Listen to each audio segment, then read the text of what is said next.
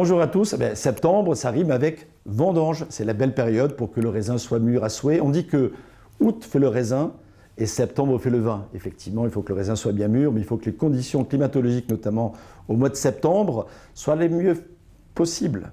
Et donc, qu'est-ce qu'ils font les vignerons? Ils scrutent le ciel. Ils prient le ciel pour qu'effectivement le climat soit le plus agréable possible, pour que le raisin puisse mûrir sans être abîmé par la pluie, par certaines actions, j'allais dire, du climat.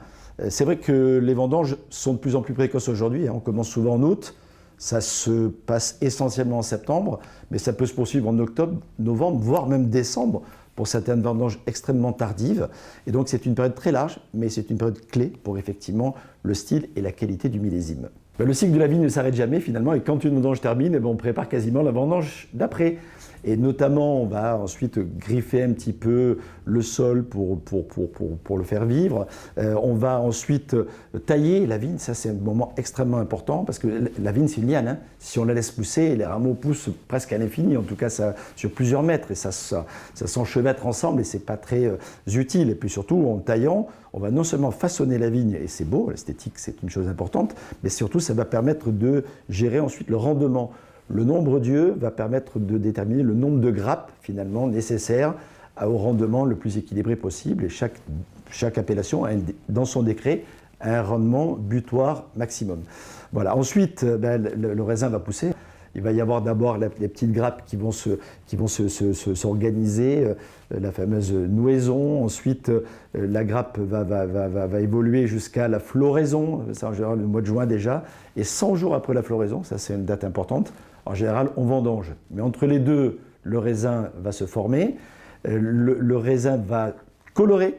Donc là, ça c'est une partie aussi importante, il va se colorer. Et puis ensuite, il va mûrir.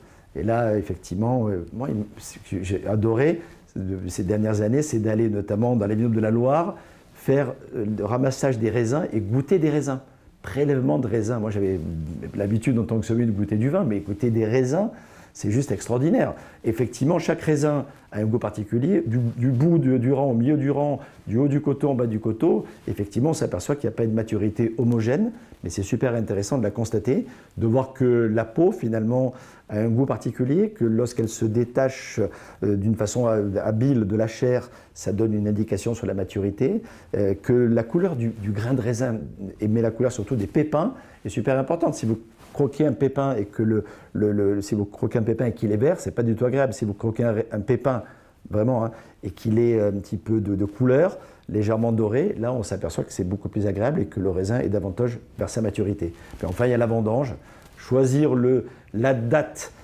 juste qui convient bien, juste au moment où le fameux banc des vendanges permet légalement, depuis très longtemps, depuis le Moyen-Âge, de pouvoir commencer la vendange, c'est quelque chose qui est important. C'est presque une période extrêmement festive parce que c'est la naissance du nouveau millésime qui commence.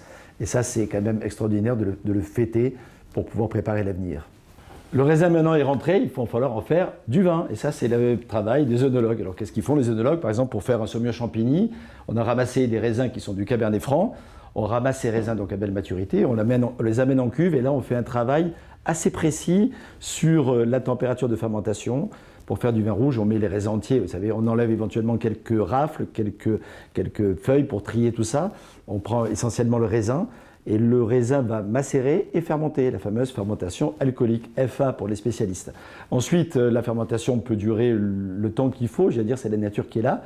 Les levures jouent le jeu pour transformer le sucre en alcool et puis en plein de petites subtilités qui permettent de faire les nuances du vin. Et ensuite, quand la fermentation est terminée, on doit même se faire égoutter le jus, c'est ce qu'on appelle le vin de goutte ou le jus de goutte, et le reste, on fait un vin de presse en pressant effectivement le mou qui est là, et les rafles, etc. Et donc, l'ensemble ensuite est mis en élevage, et ça c'est un vrai travail à la fois de l'œnologue, mais également du maître de chai. Et là, moi, j'interviens avec eux pour goûter, leur donner éventuellement mon avis, parce que c'est intéressant de suivre justement tout ce cycle-là de production, jusqu'à l'élevage, qui peut être par exemple ici 12 mois en fût de chêne, mais qui peut être aussi en cuve, voire en bouteille pendant un certain temps, avant effectivement la dégustation finale. Et puis on goûte le vin quand il est jeune, on goûte le vin quand il est mis en bouteille, On goûte le vin lorsqu'il a quelques années de bouteille. Là, par exemple, on goûte en 2016. On voit la couleur, hein, c'est juste magnifique. Hein. Vous avez une couleur qui est relativement dense. On a une très belle maturité des Cabernets Francs, ce côté grenat concentré magnifique. Les larmes, ça c'est le soleil qui est rentré dans le raisin et aussi dans la cuve et dans le verre du coup. C'est la différence de densité entre l'eau et l'alcool qui crée ces petites capillaires à l'intérieur du verre. Ensuite, le nez. Bon, le nez, franchement, est très, très agréable. Hein. Le nez, il est à la fois de fruits noirs concentrés, de petites épices très intéressantes, d'un boisé délicat également, voire d'un floral concentré, un peu pot pourri, qui est vraiment extrêmement agréable. Puis la récompense, c'est la bouche. Hein.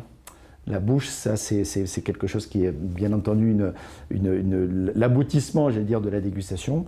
Et en bouche, on va le goûter. Hein. En bouche, on a une entrée en bouche magnifique, beaucoup de matière, mais surtout beaucoup d'équilibre. La problématique d'aujourd'hui, c'est souvent d'avoir des vins un petit peu trop généreux, un peu trop puissants, et là on a une fraîcheur qui n'est pas une fraîcheur végétale, mais juste une fraîcheur aérienne extrêmement agréable et très salivaire. Un vin magique à boire, on peut le mettre en carafe, il faut le servir pas trop chaud, autour de 16 degrés, c'est parfait. Et ça sur des viandes rôties, des grillades s'il fait beau, une jolie terrine à partager entre amis, c'est un vin idéal, ouais. C'est un vin de partage et de plaisir.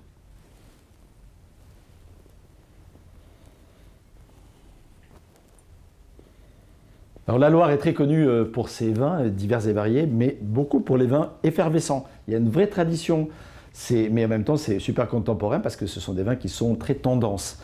Ici par exemple, Crémant de Loire, mais il y a plein d'autres cuvées dont je vais vous parler également, et c'est un vin élaboré donc selon la méthode dite traditionnelle. C'est quoi la méthode traditionnelle? C'est 2 fermentations. Premièrement, on prend des raisins à belle maturité, ici des chardonnays et du chenin, donc des raisins blancs. On les presse rapidement et on y fait très attention. Toutes les vendanges sont faites à la main pour protéger justement la qualité du raisin. Et ensuite, on fait du vin, un premier vin. Et ce premier vin, une fois qu'il est élaboré, on le goûte, on sélectionne les cuvées et on fait une deuxième fermentation qui a lieu en bouteille. Donc finalement, la bouteille ici, c'est une petite cuve de fermentation de cette deuxième fermentation particulière qui a permis d'emprisonner quoi? Le gaz carbonique et de donner l'effervescence effectivement au vin. Mais il y a un travail qui est très important et qui est très spécifique, c'est ce qu'on appelle l'élevage sur latte. Et là, c'est très important parce que le temps passé, pour que les levures, on parle d'hydrolyse des levures pour les techniciens, c'est juste que le vin va se nourrir de ces lies, un peu comme pour le muscadet sur lie. Ça va donner de la matière au vin, ça va donner de l'énergie, ça va donner aussi un très joli potentiel de garde. Et ici, par exemple, pour vous donner une idée, c'est 48 mois, 4 ans de vieillissement sur lie, où effectivement le vin va se nourrir de toute cette énergie particulière. Ensuite, il va falloir retirer les lies. Voilà, et là, il y a une méthode qui s'appelle le dégorgement, qui va consister à enlever le dépôt. On glace le col, on met les bouteilles à l'envers et on va ensuite, par une technique très mécanisée aujourd'hui, enlever le dépôt tout simplement pour faire un bouchage définitif. Et au passage, on dose plus ou moins, et aujourd'hui c'est plutôt moins que plus d'ailleurs, puisqu'ici par exemple on est dosé en extra brut, c'est-à-dire qu'on rajoute un petit peu de ce qu'on appelle de liqueur d'expédition qui va faire en sorte de donner finalement une patine au vin particulière. Et puis ensuite, c'est pas parce que le vin est tiré qu'il faut nécessairement le boire tout de suite.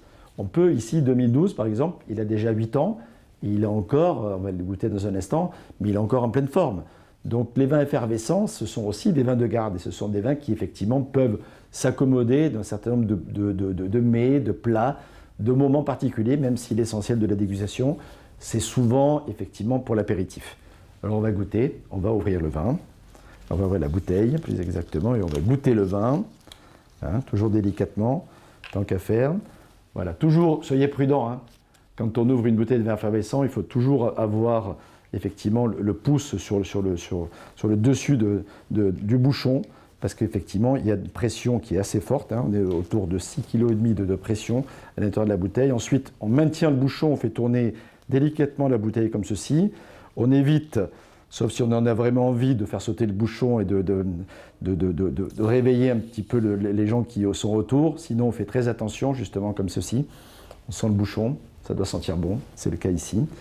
Et ensuite, eh bien, on s'en sert un petit peu. On penche légèrement le verre pour éviter que la mousse ne vienne trop se développer dans le verre, mais suffisamment quand même pour profiter de ce qu'on appelle le cordon, ici. Vous voyez, je vais en servir un petit peu ici aussi dans celui-là, parce que même si je vais goûter tout seul, je pense à vous, hein. Ça c'est votre verre, je le mets de côté, n'hésitez pas. Ici, hop là. Et ensuite, voilà, l'effervescence est là, la bulle est fine, le nez est délicat, très aérien, très aromatique, c'est à la fois fruité et floral, on est dans le verger. C'est très très beau. Le côté brioché commence à se développer, on a de très très jolis arômes. La bouche est franche, il y a de l'intensité, en même temps une très jolie longueur. L'acidité est une vertu pour ces vins-là. Et la sapidité, c'est ce côté légèrement salin final et extrêmement agréable. De l'apéritif au dessert, en passant par des plats, des volailles, des fromages, c'est juste un accord parfait. Depuis 2013, nous avons initié une coopération avec des coopérateurs. Et c'est un mot qui est très important parce que, effectivement, l'ensemble des caves avec lesquelles je travaille, que ce soit les vignerons de la Noël dans le Muscadet, la cave Robert et Marcel sur Saumur et Bourgueil, mais aussi la cave de Chinon, la cave de Vouvray, la cave de Saint-Romain, sans oublier la cave de Vendôme, ça donne effectivement une palette de vins qu'on a construit ensemble en choisissant des parcelles, en identifiant des vignerons particuliers, en travaillant avec des œnologues pour l'élaboration de cuvées qui sont les unes les autres extrêmement précises pour bâtir une gamme finalement. Le plus important, c'était effectivement de faire en sorte de proposer aux consommateurs et au public le plus large possible effectivement des vins identitaires issus de terroirs particuliers, issus effectivement d'une année aussi, d'années de millésimes, de vendanges qui sont effectivement, qui marquent effectivement le style de vin et d'offrir une gamme de vins dans un style relativement précis, qualitatif bien entendu, mais correspondant à différents moments de vie.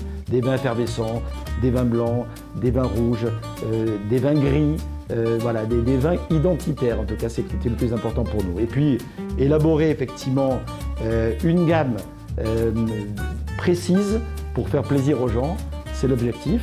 Et je vous donne rendez-vous d'ailleurs dès le mois prochain pour d'autres aventures.